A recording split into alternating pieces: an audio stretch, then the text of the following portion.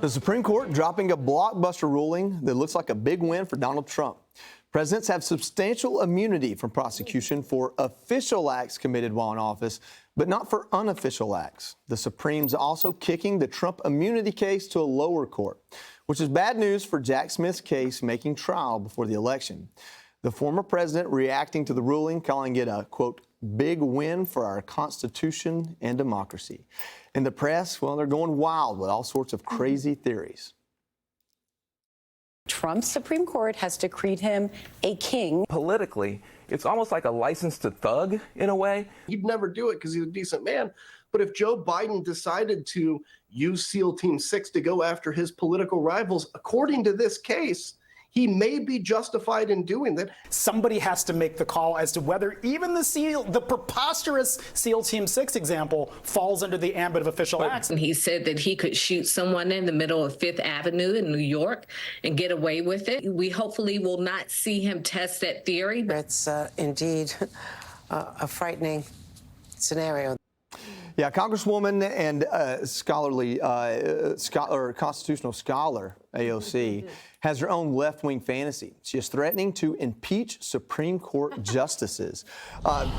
Judge, I don't know, maybe you thought I would come to you first, and I'm going to. The honorable. What I took from this today that really it took me by surprise, I guess, was the dissent. So I believe it was Sotomayor wrote, if Trump orders the Navy SEAL Team 6 to assassinate a political rival, immune. Organizes a military coup to hold on to power, immune. Takes a bribe in exchange for a pardon, immune, immune, immune, immune. I mean, to me, that's like pitching a fit in writing, but why is she wrong there? Well, she's wrong because this is a case that is based upon the Constitution and federal statutes where the court has said, look, when the president is engaging in issues that only he or she at some point can engage in, constitutional authority, federal statutory authority that he shares with no one, that is per se an official act. And he has absolute immunity from criminal prosecution. That does not mean that everything that a president does is an official act. They then are going to send this to a lower court to try to figure out what's an official versus unofficial act. Now, let's assume there's an official act that the lower court interprets. What is the immunity level there? The presumption is that when the president is engaging in an official act, which is probably most of the stuff he does during the day, the presumption is that he has immunity from prosecution, which is a rebuttable presumption, which the prosecution must then rebut. Okay, and if it is an unofficial act, then there is no presumption of immunity. And I think that it is a brilliant decision. It's a 6-3 decision. The left is going to go crazy. I mean, you know, the left is the left. We're not dealing with a normal country anymore. When people are like ready to impeach a Supreme Court justice because they don't align with their political ideology, as the institutions in our country are being torn down day by day by people out there who are arguing to people that, you know, this isn't right, this isn't the law. They don't know what the law is. They don't study the law. But I think that the most important part of all this is that you've got a prosecutor, Jack Smith, who has a terrible reputation in the Supreme Court. His cases have been reversed, unanimous decision, I believe 8-0 in the Supreme Court. He is a guy who goes after political prisoners. And what he did it with the governor of Maryland, that case was reversed also. But this court made it clear the president enjoys no immunity for unofficial acts. And by the way, we had a president who sent drones over to the Middle East and killed civilians. American civilians over there.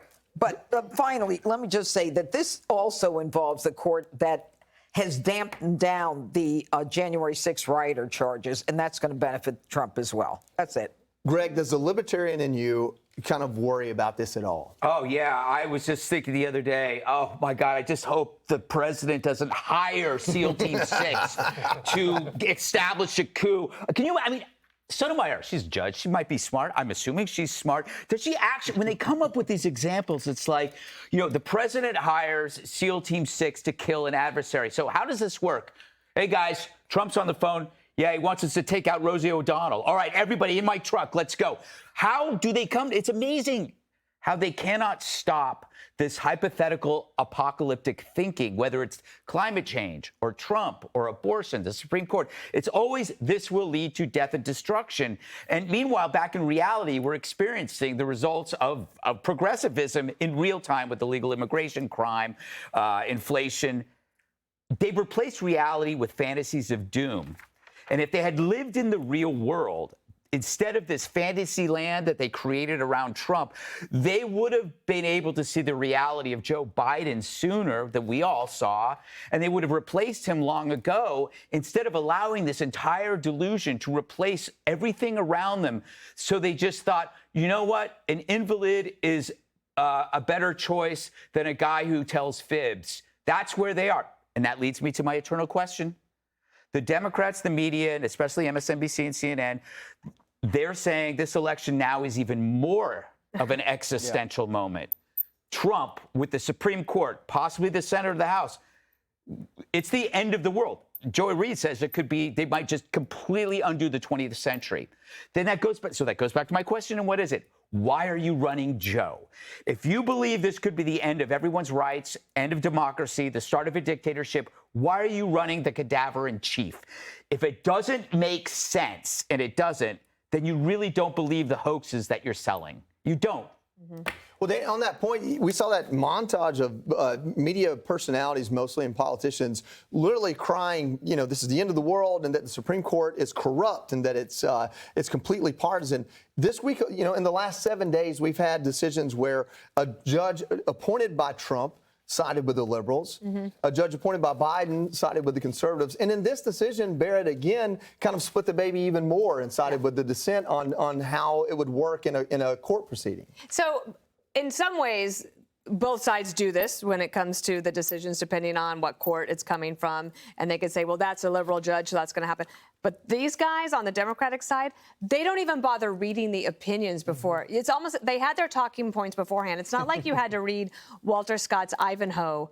It was a like 5-page decision. And you had both Sheldon Whitehouse, senator, and then AOC. They were basically using talking points that had gone out even beforehand. They don't bother even reading it. Do you remember when the Colorado case came out? This was about Colorado. The Democrats tried to say that Trump's name couldn't even be on the ballot. Right. And the Supreme Court takes the case. And so you had all of those people on the left, like gunning for the Colorado case. They were so excited for it. And then the Supreme Court rules. And they say, actually, no, Trump's name can be on the ballot. You're not allowed to do that. And they went nuts and said these conservative justices are horrible. And they forgot to look at the fine print. That was a 9-0 decision. That was a unanimous decision by the Supreme Court. So they're not thinking clearly. They also are thinking that the best way to beat Trump is in the courts. It is not working, guys. The best way to beat Trump would be on policy and on out-campaigning him. And right now, if you ask Americans, where do you rank Trump versus Biden on the issues you care about? Economy, immigration, crime, even preserving democracy. Trump is beating them by double digits on all of those points. Kevin, we're out of time. No, there's one important question I want to ask you. Are you breathing a sigh of relief because this means President Biden probably won't be convicted for opening the border and letting all those murders and rapists in? I'm not in that. Okay. Here's the issue. And to Dan's point, the vast majority of Supreme Court cases are 9-0, right? Mm-hmm. All the justices, regardless of ideology, are together on that fact.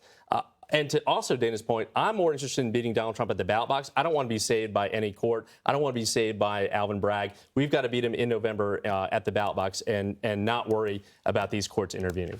All right. Well, I feel smarter. All right. Coming up, Nancy Pelosi's ridiculous new spin about Biden's dreadful debate performance. Hey everyone, I'm Emily Campagno. Catch me and my co-hosts Harris Faulkner and Kaylee McEnany on Outnumbered every weekday at 12 p.m. Eastern, or set your DVR. Also, don't forget to subscribe to the Fox News YouTube page for daily highlights.